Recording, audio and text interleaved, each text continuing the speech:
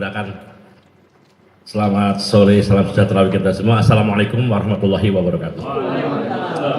Saya habis baca-baca ini berita Asian Development Bank bersama Bappenas tahun 2018 mengeluarkan hasil penelitian 2019.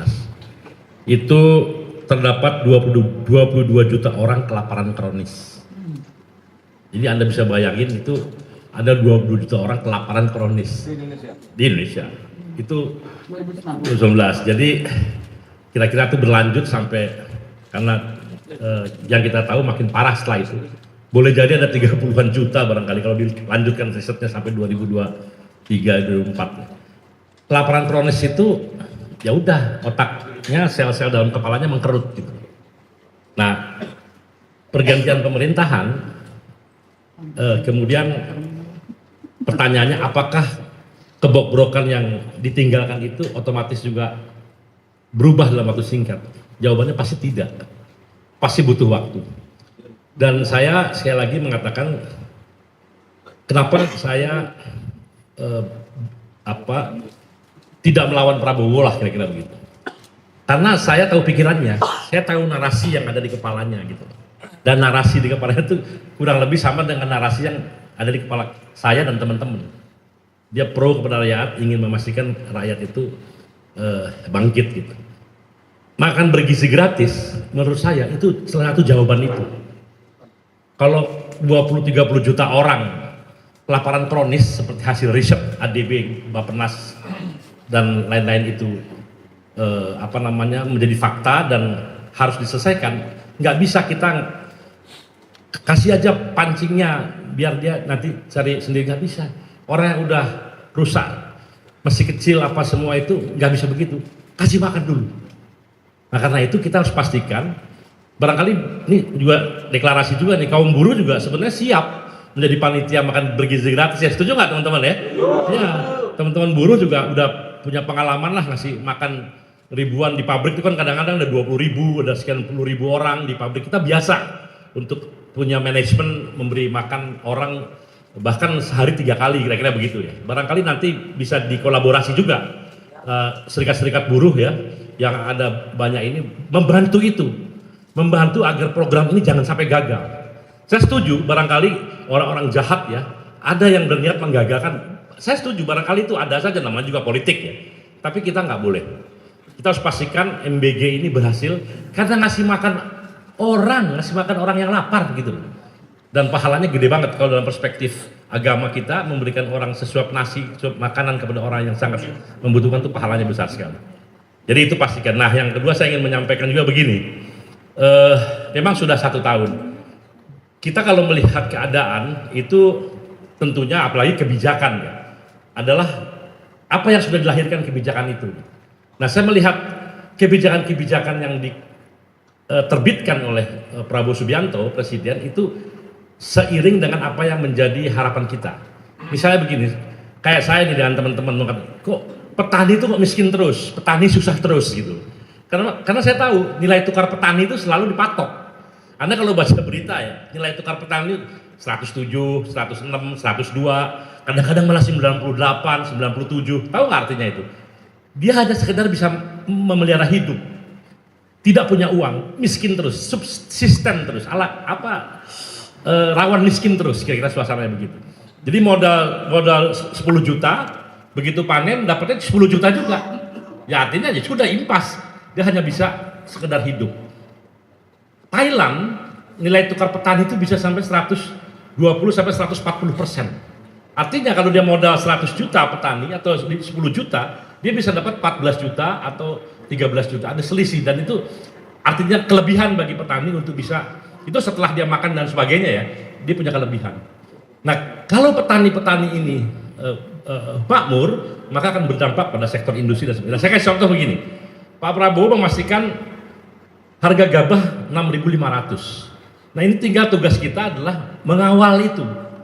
Ya kita mengawal agar benar-benar dibeli itu 6.500. Tapi kan kalau Presiden mengatakan yang berani membeli di bawah itu akan dia kenakan sanksi, dia tutup bahkan rice mill itu apa? Heller ya, perusahaan yang menggiling padi itu. Jadi Kalau saya udah hitung nih, kalau ada tambahan Rp1.000 aja, karena di lapangan biasanya harga 5.000, 5.500, bisa 1.000 sampai 1.500 selisihnya. Kalau ini ketat pengawasannya 1.000, kita tuh setiap tahun memerlukan 54 juta ton gabah. Jadi artinya 54 miliar kilogram gabah. Artinya kalau ada selisih Rp1.000 saja, itu ada 54 triliun uang itu menjadi milik para petani. Yang jumlahnya itu sekitar 30 juta petani plus keluarganya sekitar 130 juta yang di pedesaan. Jadi ada 50 juta orang mengalir, itu artinya daya beli naik gitu. Makan bergizi gratis juga sama. Dia ada niatnya kan sampai 480 triliun ya. Sekarang mungkin hanya 70 triliun, tahun depan udah 300-an triliun. Itu uang itu beredar, bukan dibawa ditaruh di Singapura, tidak. Uang itu ada di dapur-dapur di desa-desa. Nah itu kita kawal karena uang itu beredar. Kalau uang itu beredar artinya masyarakat kecipratan dari uang itu. Entah dia jualan sayuran, jualan telur, jualan apa dan sebagainya. Jadi kebagian semua lah kira-kira begitu. Ini daya beli naik. Ya. Kemudian yang terakhir apa? Upah buruh Pak Daeng. Saya hitung. Upah buruh itu kemarin dinaikkan 6,5%. Kalau rata-rata sesuai BPS ya, rata-rata, saya bicara rata-rata, gaji orang Indonesia itu 3 juta. Itu ada 58 juta pekerja di sektor formal. Kalau yang tidak di sektor formal 90 juta. Misalnya orang anak muda angkatan kerja jadi petani, warteg dan sebagainya, itu angkatan sektor informal. Itu 90 juta, lebih banyak daripada sektor formal, kira-kira begitu ya. Nah, 58 juta ini kalau naik berapa? 6,5%, kira-kira dapat dari 3 juta itu Rp180.000 sampai Rp195.000 lah kira-kira begitu. Rp180.000 itu kalau Anda kali-kali ya, dikali 58 juta, dikali 1 tahun, itu kira-kira akan beredar tambahan uang bagi kaum buruh seluruh Indonesia itu 100 triliun. Ya. Tadi ada 100 triliun, ada 50 sekian triliun, itu buat orang-orang kecil semua. Ya, ada makan bergizi yang ratusan triliun beredar. Ini sebetulnya kabar baik buat bangsa kita ke depan gitu. Nah ini harusnya dikawal terus dengan berbagai penyimpangan pasti ada, nggak mungkin nggak ada, tapi jangan sampai ada penyimpangan kita langsung menyalahkan dan memastikan seolah-olah program itu harus dihilangkan. Orang yang punya niat menghilangkan makan gizi gratis buat saya itu penjahat itu. Dia jahat terhadap puluhan juta orang yang kelaparan kronis atau orang yang membutuhkan makan. Gimana orang Oke. Ada yang kena keracunan, saya setuju, segera investigasi. Kenapa ada keracunan? Sekian ribu orang keracunan, sekian, boleh. Kita jangan menghitung, saya juga nggak mau menghitung statistik. Bagi saya, 1 orang keracunan, 1.000 orang, 10.000 orang itu sama lah. Setiap ada yang keracunan, pastikan. Kalau ada yang memang nakal, penjarakan orang yang membuat itu menjadi keracunan. Kira-kira begitu. Jangan kita membatalkan program yang langsung dirasakan oleh orang miskin, orang susah ini. Nah, teman-teman sekalian, terkait dengan saya sebenarnya kan dari sektor buruh nih, tapi saya karena ada mahasiswa dan lain-lain, jadi saya ngomongnya kemana-mana. Jadi intinya ada hopes ya, ada hopes untuk perbaikan. Nah memang saya pastikan begini, perbaikan ini kecepatannya sangat ditunggu oleh kita semua gitu.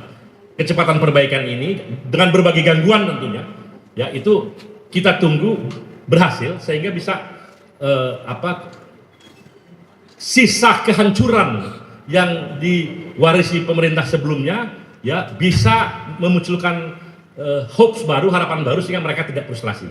Karena kalau yang repot itu rusuh dan sebagainya itu terjadi utamanya karena orang frustrasi, orang gelap akan melihat keadaan ke depan. Itu yang berbahaya. Nah karena itu kalau dari perspektif kaum buruh, kita sendiri nih, buruh nih yang jumlahnya 58 juta sektor formal, ya kan, Pak Daeng, Pak Arief, kita sekarang sekali lagi punya harapan terhadap pemerintah sekarang, khususnya presiden kita. Karena tadi Pak Arief udah cerita betapa jahatnya gitu Presiden Jokowi ya, ketika Undang-Undang Omnibus Law sudah dinyatakan inkonstitusional oleh MK, dibuat lagi Perpu yang sama. Buat kami itu jahat sekali.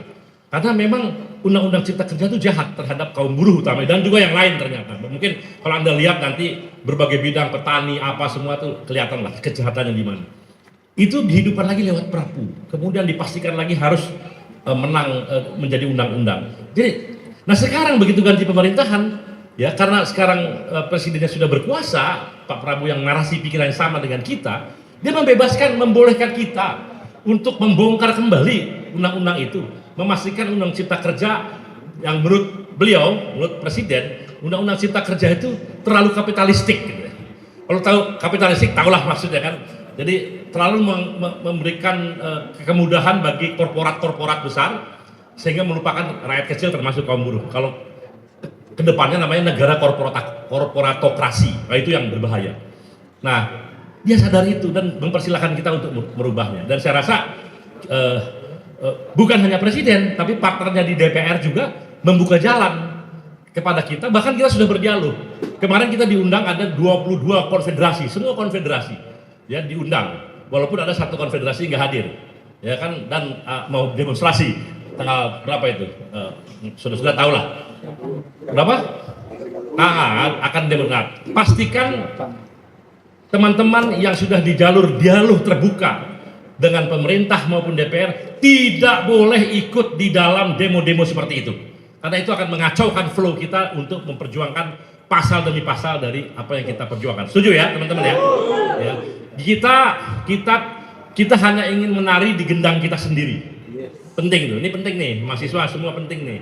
Jangan orang yang menabuh gendang, kita disuruh nari, kita nari, atau diiring sama tarian gendang itu masuk ke jurang. Ya, nah saya berharap kalau ada aksi-aksi seperti itu tidak kemudian terkoneksi dengan orang-orang yang berniat untuk membuat kerusuhan, kira-kira begitu. Karena ternyata teruji ini menariknya begini, di zaman Jokowi kok nggak ada orang-orang yang bikin rusuh kayak gitu loh. Pas di zaman Prabowo, kok ada orang yang bikin rusuh kayak gitu, ini niatnya rusuh gitu loh.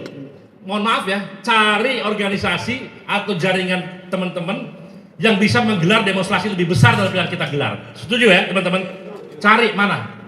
Kita menggelar demonstrasi nutup Jakarta, tapi tidak ada satupun pot bunga yang pecah, tidak ada satupun perangkat yang rusak. Kira-kira begitu. Kita demonstrasi besar kalau menggelar demonstrasi, bukan demonstrasi karnaval. Apalagi karnaval kemudian ada orang dompleng, itu enggak, itu bukan kelas kita seperti itu. Ya, tapi sekali lagi kita semua bergerak dengan gendang kita sendiri, bukan dengan gendang orang lain. Saya titip kita semua pastikan dialog-dialog kita dengan DPR yang sangat terbuka. Ada sekitar mungkin 200-an federasi lah, Pak ya, 200-an federasi, 22 konfederasi sekarang sudah duduk bersama dengan DPR, duduk bersama dengan pemerintah mendiskusikan pasal per pasal yang kita permasalahkan itu. Nah terus kalau kita demonstrasi, alasannya apa? Kecuali alasan politik, saya nggak tahu. Dan buruh ya tidak main politik. Bahwa gerakan buruh berdampak politik itu cerita lain. Tapi kita nggak bermaksud sana enggak. Kira-kira begitu ya. Itulah yang menjadi dasar dari gerakan buruh. Itu dari kita seperti itu. Jadi sekali lagi teman-teman, kita tetap awasi jalannya pemerintahan ini. Kita lihat nanti hari demi hari bagaimana perkembangannya, dan mudah-mudahan apa yang diharapkan teman-teman tadi, Pak Ruslan Buton, Pak Faisal, dan diskoneksi dengan virus-virus jahat yang lama, gitu. Itu segera berlangsung, gitu kan, agar Prabowo Subianto bekerja tidak lagi diganggu-ganggu, kira-kira gitu. Ya, jadi itu penting sekali, dan kita lihat kalau ternyata di pertengahan jalan harapan kita itu ternyata kebijakan berubah dan sebagainya, ya kita tentu seperti Pak Arief bilang, kita siap bersikap, kita siap menabuh gendang kita sendiri, dan kita akan menari menentukan nasib kita sendiri. Terima kasih. Billahi fisabilillah. Assalamualaikum warahmatullahi wabarakatuh. Merdeka! Merdeka! Merdeka!